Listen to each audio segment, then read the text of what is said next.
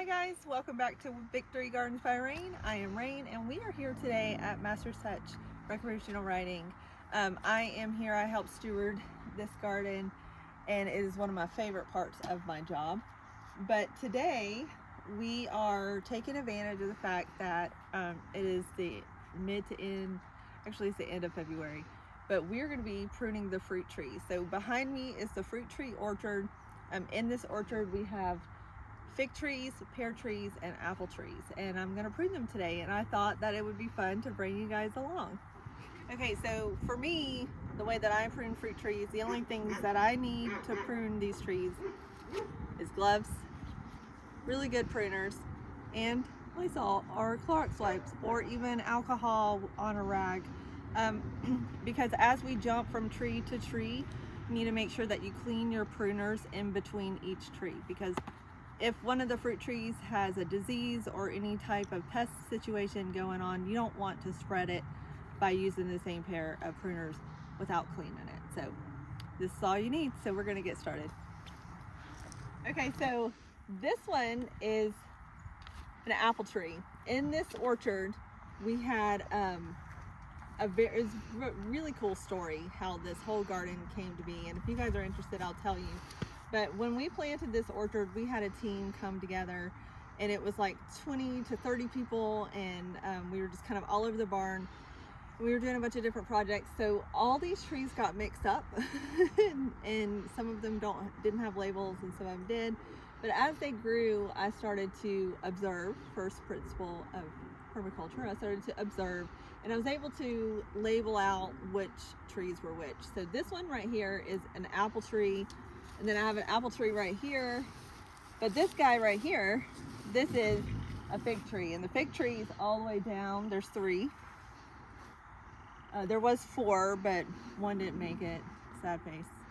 But so you prune fig trees differently than you prune the apple trees, but you prune the apple trees and the pear trees the same, or rather I do. There's different ways to prune a fruit tree. And I could go into all of that, but really that's just more information that I feel like people need, because in order to prune a fruit tree for a backyard garden or for a small orchard that we have right here, I just want to keep a few things in mind. So I want to keep it short enough to where we can pick the fruit without any heavy machinery. I want to make it to where it's more fruit production versus tree. These are dwarf varieties of apple and fruit tree or pear trees, but that's still, they can still get 15 feet tall or more. So it still does require some aggressive pruning. So when these were first planted, we came down and we did a main leader cut right here. So if you can see this cut right here, this is where we cut the main stalk out, and then it caused these branches that come along. So I want to keep the shape of a fruit tree, these fruit trees in this orchard, I want to keep it like a wine glass. And so the reason why I want to do that is because I want more fruit than tree. And I want it to be a strong tree, short tree, versus a multi-branch tree. So what I'm going to do is I'm going to do it's like a basic statement of the 3 Ds, like if it's damaged, diseased, or if the limb is dying, you remove it. And I'm even going to add an additional statement to that to say the suckers. So if there's anything on a tree that is smaller than a pencil, because this is a 7-year-old tree, so if there's a branch on here smaller than a pencil, it's gone. If there's a branch on here lower than where I want it, it's gone. And if it's higher than I want it, it's gone. When you prune a fruit tree, you can be as aggressive as you want to, so long as you don't chop the sucker down to the ground. All right. A lot of people tend to be a little tender with fruit trees because they take, you want to have a lot of fruit and all that. But in your beginning stages of your years, up to 10 years, you need to make sure you're focusing on the strength of your tree. Because if you think about the size of an apple, okay, a good size apple is about the size of your fist. We all buy them at the store. If the branch isn't strong enough to hold a full-size apple tree, then that tree is taking all the energy it has to grow something that gives us as the steward no value. So we want to make sure we're really putting our efforts into strengthening the branches that are there so that it can hold the fruit that God provides. So that's what we're going to be doing today. That's literally all you have to do to trim a fruit tree. Now a fig tree is a little bit different, but for right now I'll just show you on here. Okay, so I'm going to start at the bottom. So the reason how I know that this right here is an apple tree is because it has this grafted section right here. So this is what's called a rootstock, and this is a grafted apple tree trunk. So what they do is they take the rootstock, which is just the root and the root ball of a large apple tree, and graft this small branch onto it. So this is the dwarf tree, and so it's really neat if you think about it, because it has the full grown roots of a giant apple tree feeding this little bitty dwarf ability, and so that's how we're able to put a lot of fruit on a smaller, stockier tree. So the apple tree rootstock looks like this. It's fat on the bottom and slim as the tree trunk comes through. And so knowing that, I knew that when this tree started developing that this was the apple tree. You'll see in just a little bit as we go to the pear tree, and the reason why I know it's different is because it has a different branch pattern based on the way that it was grafted. And then fig trees, they just grow all kinds of not any way close to a fruit tree. So it's pretty obvious about how different they are. So as we prune these trees, I'll show you the differences, but it's really neat. This is, when you're growing fruit trees, I do want to say, when you're growing fruit trees, you'll see on some of them, they'll say that the light requirements. Here at the barn, this area gets sun about 16 hours a day, which is a lot. There's a lot of sun, and we're in a valley. This is actually planted in a flood zone, and if you scale up right here, you can see that we're kind of at a slant. And so we strategically planted these fruit trees in what's called a berm, and the berm is a raised mound of soil that you can kind of see right here. We're still developing the rest of this land, but what we did to this orchard is we actually are trying to close the loop regeneratively in this farm. And so we took the animal byproduct of manure and then their bedding and some mulch, and we went and filled in between each one of the rows of this trees so that it can fertilize as the rains come down. So if you're interested in building a garden or stewarding the land for food or any way whatsoever, just understand that you can grow food and you can grow plants pretty much anywhere, because God does, right? He does it, but you have to pay attention to what the land does, the way the water flows. And with this particular orchard, we were able to harness that flood waters to water these fruit trees in such a way to where we didn't actually have to come out here and keep them maintained. So this orchard, this is only the second time that I've pruned these trees since in 7 years. So we're on our 8th year. These trees were 2 years old when we put them in, so they've been on the property for 5 years, and I've only pruned them one other time, and that's just because of circumstances that came by. But we really was trying to observe the plants and making that full picture of using the animals that we had here, using the land that we had and the space that we had and the resources that we had to put this orchard here. That's why I choose to prune the way that I prune, and what I'm moving forward to from now on further is I just really want to focus having this as a closed loop. And so these little branches we're going to feed to the goats, and that's going to be really fun. And then, but fruit trees are as low maintenance as you want to make them. Like I said, I ignored them. We didn't really do much to them for a couple of years in a row. Some of that was on purpose, some of that was not, but they still are going to produce fruit. And there's already buds coming up here, but not too much because we're still early enough. I do want to say that whenever you prune a fruit tree, you want to make sure you're pruning it when the tree is dormant so that it doesn't rob you of your blooms and your fruit for the future year.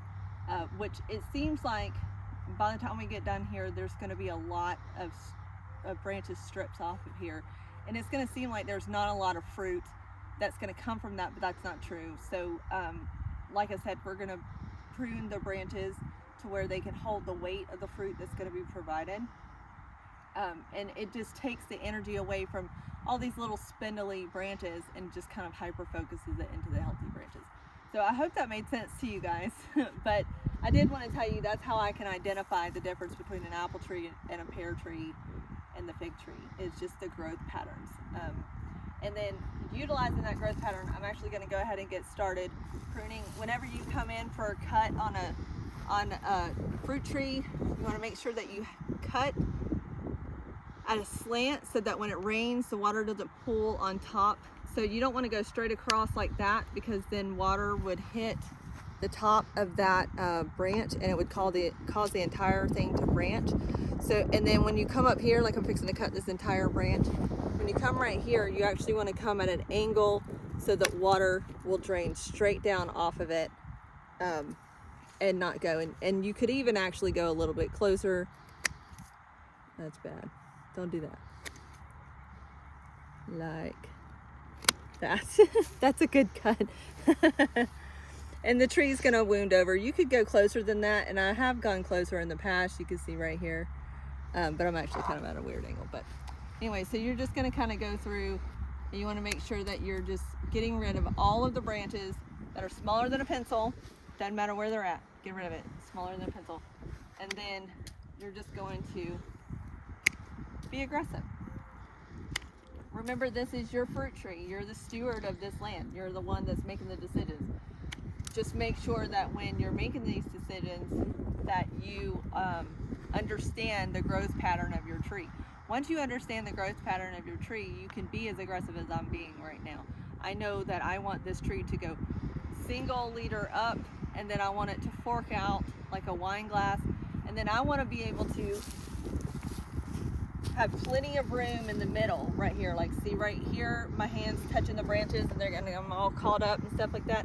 That's going to cause a lot of potential diseases, because there's not, if you think about these branches with the leaves on it, this is very compact, and so you don't want that. You want airflow.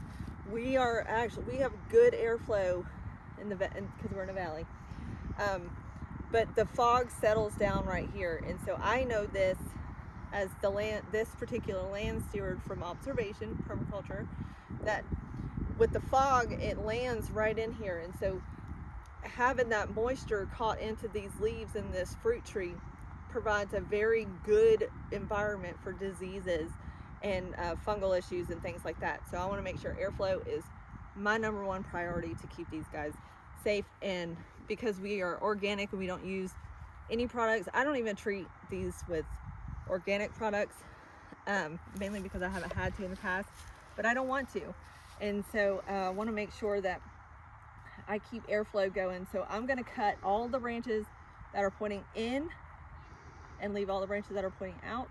So that's going to eliminate a lot of branches. If it is given, these are all actually pretty healthy. I don't have an example, but like if it's dead or dying, you can snap it off. Go ahead and cut it down to the main branch. But anyway, I'm just going to cut anything that's going out of into the middle of this tree, or if it's pointing towards another branch. So I want to make sure that's taken care of.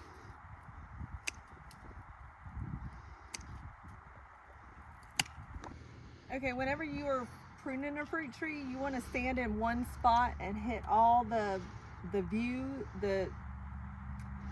all the different branches that you can prune in that one spot, but move around the entire tree. Do not consider yourself finished pruning until you have done an entire lap around the tree and you've looked at it branch per branch. Sounds like it's time consuming, but it really is not. Just make sure that you're really paying attention to every single branch. So I have an example right here. this branch is pointing in and it's touching this one. Can you see it? All right, and so I don't want these guys to interfere and cause problems later on. So actually, all of these branches are going away. Okay, so now there's that nice clear area.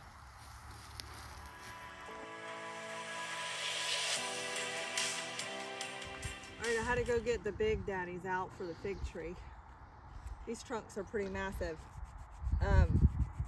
So to prune a fig tree, it's the same concept as like opening up, knocking that over.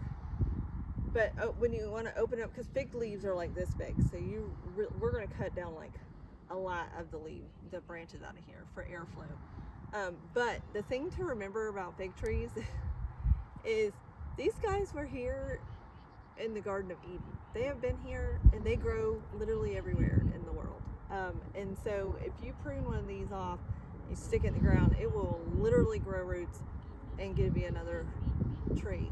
And you'll see the branches have moved out right here. See down here, they're reaching. So this is Miss Figgy, the cultivar Miss Figgy. So it actually kind of goes down and goes more like a bowl shape. And there's not really a trunk per se anymore because it's multi-branched at the bottom.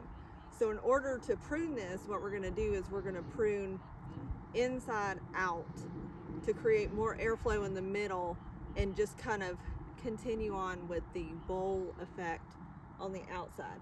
Now this was pruned before, not by me, so I'm not really sure what the thought process was there, but we're just gonna do the same thing. The dead, the disease looking funky branches, anything that's pointing inwards, we're going to trim out. And then whenever we make the top cut, we're going to make a cut to where the bud, there's like a little bud point right here, is pointing out so that it branches outward. But essentially for the fig tree, I just have to be really careful about how I prune it close to the trunk, because they will, this tree will be this full again next February. It's very vigorously growing. We have to be a little bit more aggressive with fig trees to keep them at a child's harvest area. And this is a dwarf version, but essentially it's the same thing. So, but make sure you're cleaning all your tools from tree to tree. I cannot stress that more than any, I mean, I just can't. I've seen people lose their entire orchards over just skipping one step. So anyway, that's about what we're going to do. So I'm going to start out trying to clean up the branches that are already, because see, that's, you can kind of tell if it's broken. Also, I will say, just because I have this here as an example, when you mulch your trees, you do not want to mulch and cover the crown. So this is, essentially this is choking out the tree. So we've got to get in here and uncover the crown of this tree. Get all this mulch out off of here.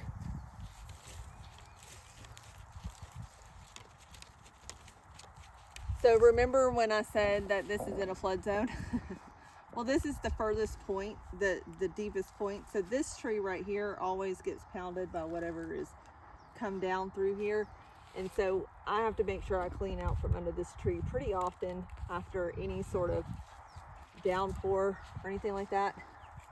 But so you see all these little branches, I want to make sure I clear all this out, because this is doing nothing. These are suckers. This is what this is called, is a sucker. So it's just taking out nutrients from the tree that it doesn't need to. Oh my gosh. I'm gonna have to bust out the big guy down here.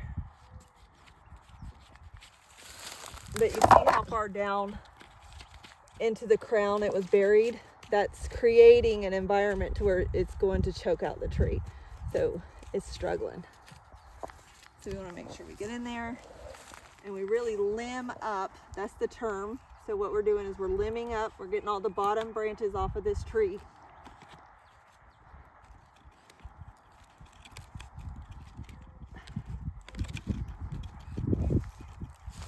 Oh, geez.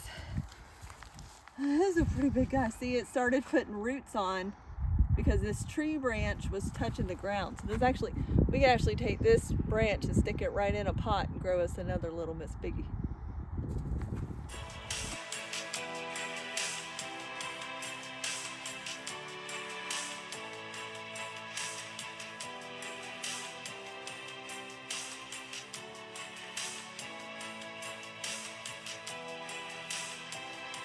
Okay, so I pruned everything I could from that angle, and then I came over here to get a different perspective, and I noticed this. This is how easy it is to propagate a So I just uncovered this mulch. It was just sitting right there where it got washed, and every bit of this is roots. So I could take and prune this tree right there. And look at that. It's a major root system right there. Isn't that crazy?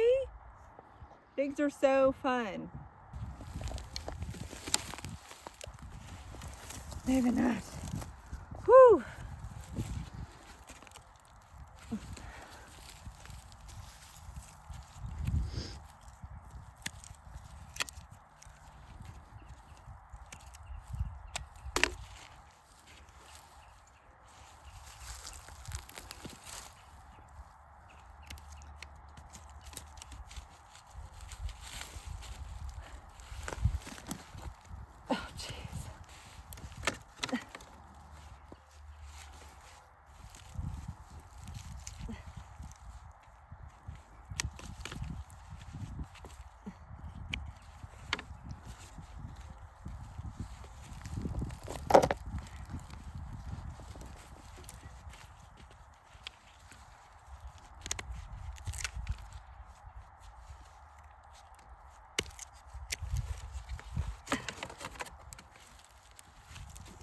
Don't hurt yourself.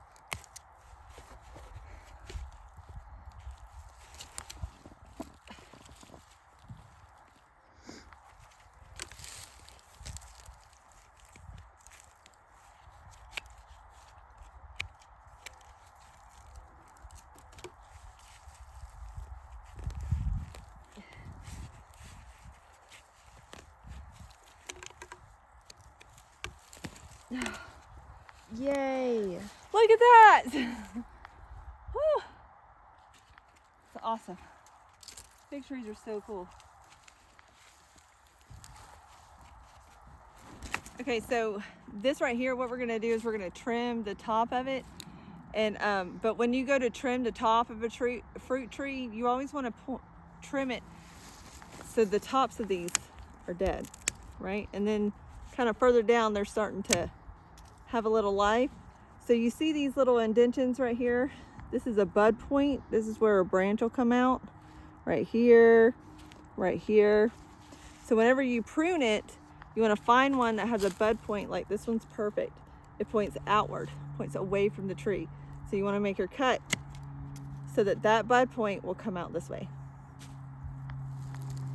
Okay, so I'm over here at the pear trees, and I wanted to just pause and take a moment. We're not gonna fully prune the pear trees today because as I'm looking here, this is the first time I've had a chance to really inspect these trees with the intention of pruning them. And I noticed that all these these wild branches are coming out of the rootstock. And so I actually need a chainsaw or like a larger, maybe a stronger person than me, but this is all coming out of the rootstock. So if you'll come in close, I can show you. Let me trim some of these branches out of the way.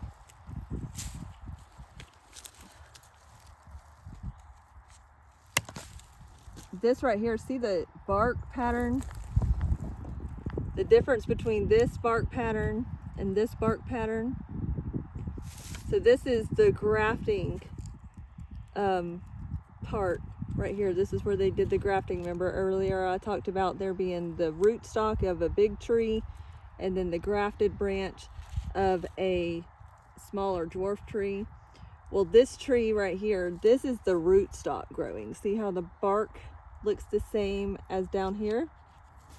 So these are going to grow into this really big, huge tree that we don't want. So I need to trim it back down to this single leader. That's what that's called, a leader branch. So if you'll come around here, right here, you'll see this is the grafted area, and then this is coming straight out of the rootstock. So I need to be able to cut this way, and all of these branches are going to just go away. But this is the main branch that I need here. So to fix that, that means that I'm gonna come back another day. So we're gonna leave this video to right now, and I'll do a quick span of what we've pruned so far so you can see what's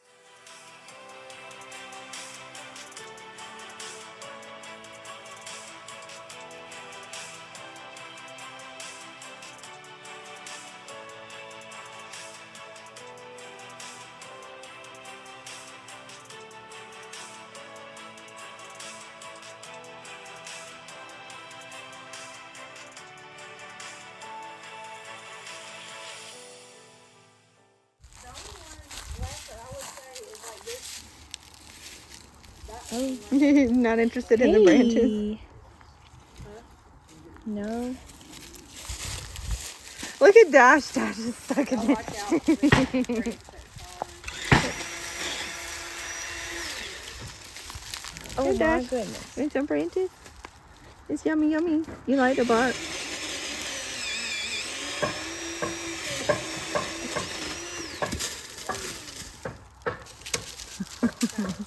Not super interested in what I have because they just dropped all these. So they're actually in the process of building a mud kitchen for some of the education programs that they have here. So the goats are super happy with the pup. Look at them.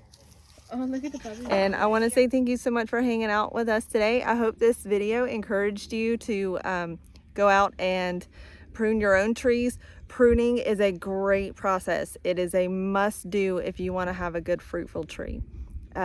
While you're pruning, I did want to say make sure you're inspecting for any kind of pest damage. Pest damage can show up in webbing or marks on the bark, but usually in February about this time you're not going to run into a bunch of things like that. So anyway, I hope you guys have a great day, and thanks for hanging out with us, and I'll see you in the next one.